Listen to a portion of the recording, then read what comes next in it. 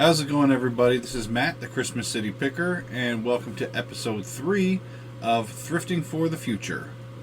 As you know, I buy and resell on eBay, Mercari, whatnot, Facebook Marketplace, what have you, part-time to make some money to pay down my bills as a goal, and to put my kids through college. Let's talk a little bit about sales this week. I don't know if anybody else has noticed, but sales this week, for me at least, have been fairly slow.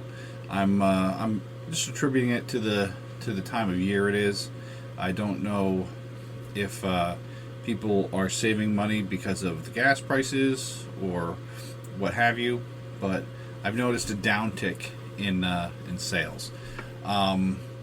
So what I've been doing to kind of battle that is finding things that I have bought for more of a bulk style price and going on to whatnot a bit more, dropping the prices and selling them faster that way.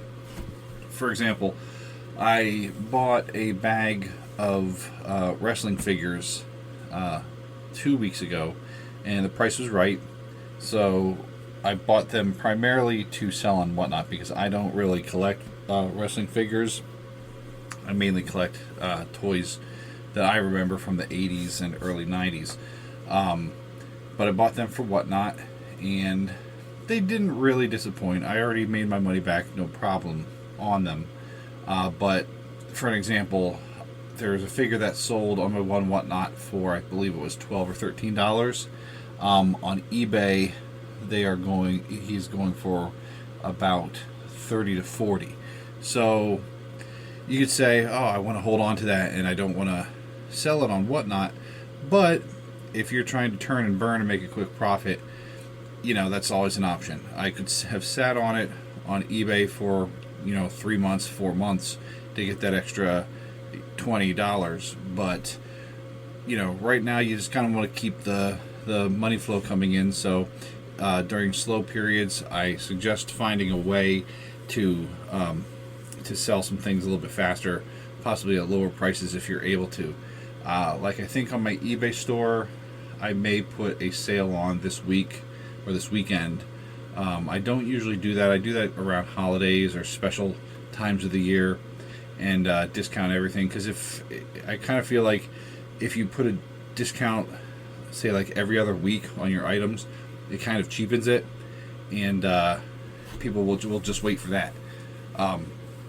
It's like with the distillery that I'm part of. If we put bottles on discount every other week, people aren't going to buy the weeks that they're not on discount. They're just going to wait until, I know a sale's coming up in another week, so I'll just order extra then. And so you kind of want to keep it spicy. You kind of want to just change it up.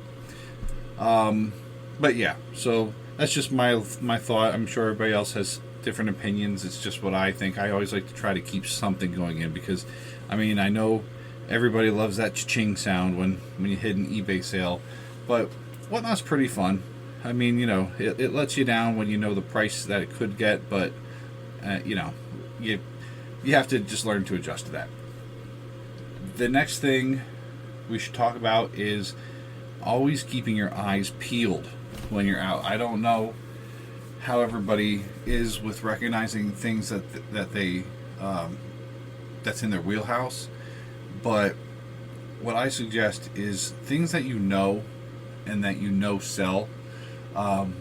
Learn to recognize them from a distance, because when you're at flea markets or yard sales, you could spend a long time just rifling through everything, trying to find things that, this looks good, and some of you may enjoy doing that. But what I like to do is I like to do a preliminary scan of wherever I'm at.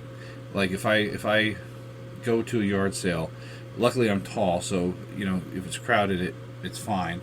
I like to kind of give a quick scan, just kind of look over everything, and if I recognize, I see it on the corner of that table, I see something that I recognize, I know that foot, that action figure, I know that.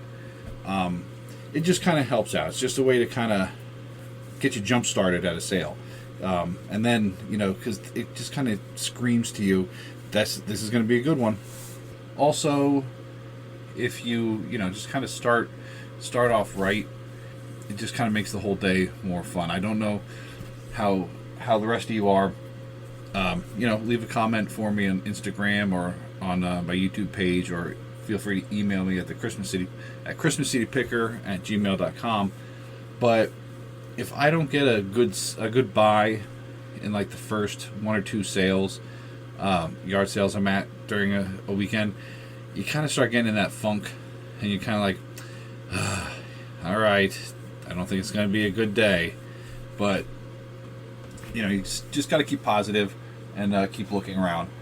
Luckily for me, it's turning into springtime here, so opportunities are going to start increasing to for me to find things, and I don't just have to rely on noticing things that are going to be in storage lockers and buying the whole thing just so I can get two good things. But that's the collector in me that makes me want to buy a whole locker just because I saw one cool thing. Also, for sales, cross-posting. I don't know how many of you already cross-post, but I would seriously look into it if I were you. I'm not sponsored by anybody. That all in due time. Actually, I think in future episodes, I'm just gonna make up my own fake vintage sponsorship. Like today's episode is brought to you by Crystal Pepsi. Yum, Crystal Pepsi. Something like that. But yeah, List Perfectly is the site that I use right now, and for all intents and purposes, it's working pretty well. You do have to pay a monthly fee for it if you want to be able to list more than just a couple, and that can add up. But you are kind of banking on the fact that if you can cross post to multiple platforms, your sales will increase. It's also good because if you are like me and you get like 500 items in your store, and you're like, how am I going to put that into other sites to sell? List Perfectly helps out with that, so that's what is good with that. They do have another one coming out that I watched an ad for that Kayla, the homeschooling picker, was talking about, and I think I'm going to try that one. I already applied for that one. They have a waiting list because it is going to be a free site, so hopefully that actually is works even better, because free's always good. So, but yeah, cross-posting, the name of the game is just getting your items in front of as many people as you can, and that increases the chances of a sale. And if you have a whole, if you run the gamut of things, from toys to clothes to electronics to car parts, there's always one niche site that actually sells better. Like, I have a bunch of women's clothing that I found in a storage locker, and I don't know women's clothing that well. So what I will just do is I will cross post those onto Poshmark, because eBay sells some. I've sold a bunch on eBay, but it just seems like Poshmark seems to be the site to go to for women's clothes. So we could try that. I'll let you know how that goes. But yeah, that all leads into kind of like the mentality I have to train myself with, and I'm sure other people do too. It's kind of like a Kenny Rogers, like the gambler. You got to know when to hold them, know when to fold them, and know when to walk away. And that comes with selling and buying. Knowing when to hold them is, let's say I got a great deal right now where I could find Christmas blow molds. Now those will always sell. Those sell any time of the year because blow molds are a hot thing. But if you hold them till Christmas and are able to, they'll be great. Like, I have a bunch of winter coats that I found that are really nice winter coats, so I'm going to hold those till the winter if I can. Never know when I'll run out of space. Like I said, my death pile has turn into death rooms, and I don't even know if that'll turn into a death block. But yeah, knowing when to hold them is good. Knowing when to fold them is, now this is where I have a problem. Knowing when to fold them is for selling. If you have things that aren't selling and you just can't let go of them, is the borderline hoarder mentality. You just have to know when to fold them. Like, case in point, last week I donated 3 totes of stuff to the local thrift, like the Salvation Armies and the rescue missions, because while I know things are worth money, is it really worth it to hold on to it for 3 years? Some people may say yes, because they want to get that $5 out of it. And, I don't really disagree at times, but man, it feels so good to finally have some free space when you clean some areas up. So knowing when to fold them. Now, I'm not saying throw away $100 items, because, that's, if there's comps and it shows that they sell, then by all means keep them and sell them. But I'm just saying, if there's things that, like, for me the thing is with the storage lockers, you it's like buying box lots at auctions. You pick the cream out and you sell that fast, and you still have stuff that you could sell, but it's crumbs. Know when to fold them, know when to get rid of it, and knowing when to walk away is usually when buying. It also can come to selling when people are making ridiculously lowball offers. But for buying, just because you think something is super cool and you really, really want it, doesn't mean that you have to buy it just because you do. If you gotta keep that calculator going in your brain, knowing what they will sell for. Like, I was at a flea market this week, and the guy had a bunch of the Settlers of Catan games and all the extension packs that go with them. And I'm not too well versed in all of them individually, but I knew that they are worth a good amount, just because people like those games, and the expansion packs or extension packs, whatever you call them, do get a pretty good price. And he was asking a price that wasn't unreasonable if I wanted to buy it to keep it, but it just wasn't good enough to buy it to sell it. Like, your return on investment really should be, if it's under $10 that you're buying it for, like, you want to go for at least 5 times your investment, just because why would you want to buy something for 2 and only resell it for 8? That's just not worth the hassle. That's not, to me at least. So I would like to get something that's going to resell for over $10, but I usually like to go for 3 times my investment, just so I have enough to pay off what I paid for it, save money for taxes, and pay myself, and then bank the rest to hold on to. So you gotta know when to walk away, and I walked away. It didn't kill me, but you have that burning in your head sometimes, like, oh, if I could have just talked them down a little bit, if I could have just done this, it's like, I probably could have made $150. I should have offered him $30. Something like that. But it's early. It's early in the year, which brings me to the fact that, hooray! Notice my excitement. Hooray! The things are opening up in Pennsylvania, but it's still freaking raining. It's never stopping. It's just every time I see something and I'm like, oh man, that's a yard sale today, or there's a flea market, we gotta stop at that. For some reason, it's a monsoon. It just follows me. It's like I feel like I'm one of those cartoons where the rain cloud is just following wherever I go and just raining on my parade. It's I can't catch a break, but I do sometimes. There's flea markets opening up around here. Luckily, yesterday I was going to do a job up north for my regular work, and I was in an area that I remembered had a flea market every Wednesday. So I stopped by there, just ran in quick, walked around to look around. 20 minutes, spent maybe $20 I think on everything. Found just a couple things, and I comped them last night, and they're going to easily bring me about like $160 to $180 plus shipping. And I bought myself a bottle of moonshine. So, that's a win-win.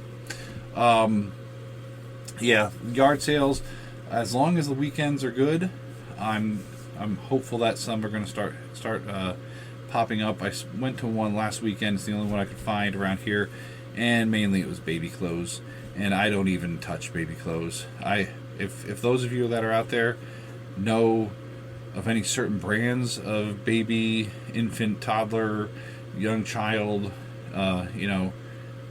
clothes that are valuable, let me know, and maybe I'll look for them. But it just seems that those seem to be some of the ones that are popping up more than anything, just because it's the easiest, or it's not the easiest thing to sell, but it's just one of the most common things to sell. So we'll see what's around. I'm hopeful for Saturday to find something. Sunday's Easter, so I'm not going to get out then. I'm going to probably work, after spending some time with the family, probably going to work on something over at the distillery, and list some things, of course, because I need to speed up on my listing. I have slacked this week.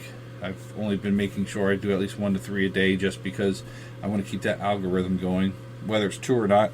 I don't want to mess around and find out whether it's true or not. But so I think this weekend I need to start prioritizing some listings and doing that. Actually, this Sunday I have a Whatnot sale coming up. This Sunday, Easter Sunday, I think, what did I say, 11:45 I put it for, Christmas City Picker on Whatnot. I'm going to do a Disney sale from that one storage locker that I bought. Found a bunch of vintage Disney. I sold some before, and I'm going to list a lot of it, hopefully a lot of it, on Sunday. I am reevaluating the way that I do it. The first clothing auction I did, I started everything at $1, and I underweight it. So the crew necks that I put for 11 to 15 ounces shipping, some of them were actually £1.50. So I kind of ate that cost. But yeah, starting at $1 isn't always the best idea. I think I'm going to start crew necks around like $5, just because they're from the 80s and they're Disney. And t-shirts probably around $3. That way, hopefully we can spark a little bit of a bidding war on that. But yeah, if you guys are on Whatnot, watch for me, Christmas City Picker on Sunday, Easter Sunday, 11:45. For some Disney stuff. But yeah, that's probably what I'll be doing this weekend. I know that I'm trying to think, there's might be a flea market on Saturday that I can go to if it's not raining, and I still have to bring myself to put on my camera. I started to pick up my phone yesterday and record like that, but I'm like, I still feel so weird when there's tons of people around. Because I always feel like asking everybody's permission individually if I can record them, but I'll get over it. I'll start recording some of those things more. We'll see. But if everybody could go follow me on Instagram, Christmas City Picker. Whatnot is Christmas City Picker. If you're listening to this, you already know the podcast, Thrifting for the Future, on Spotify and other platforms. My eBay store I've actually never told before. It is Steel Stacks Vintage, in honor of my hometown. So hop on that. That's actually been active since 2004, and I've just been ramping it up a bit more. I have things on there that are from run everything in terms of collecting clothes, toys, electronics, like I said, video games, stuff like that. Follow me on there if you could. And email christmascitypicker@gmail.com. Send me some comments, some suggestions, what you would like me to sell. Oh, that's the one thing I'm asking. If you guys could go and leave me comments, like I said, on Instagram or email, whatnot. I'm actually up to 70 followers right now, which it's not a big deal, but to me it makes me happy because I don't have much of a social media presence for my selling, and I'm up to 70 just by grassroots and the help of my buddies John and Devin from Severe Thrifters. They've mentioned me numerous times on their page, on their podcast, and they've driven some people over to my page on Whatnot. But I'm thinking on when I hit my 100th follower, the auction right after that, I'm going to do a giveaway of something really cool. Not along the lines of like what Harry Tornado or anything anybody gives away just yet. Not like a free like thermal printer or anything like that, but something from my thrifting finds. Let me know what's a good idea to put as a giveaway for that. I mean, shirts are always, I have tons of those, but I was thinking something a little bit cooler if I could think of something. So send me some messages, some emails, whatever. Give me some ideas. Help me out with a little bit. But yeah, as for now, I think that is it. Just follow, download, follow my buddies Severe Thrifters on podcast also. Have a great day and a better tomorrow. See ya!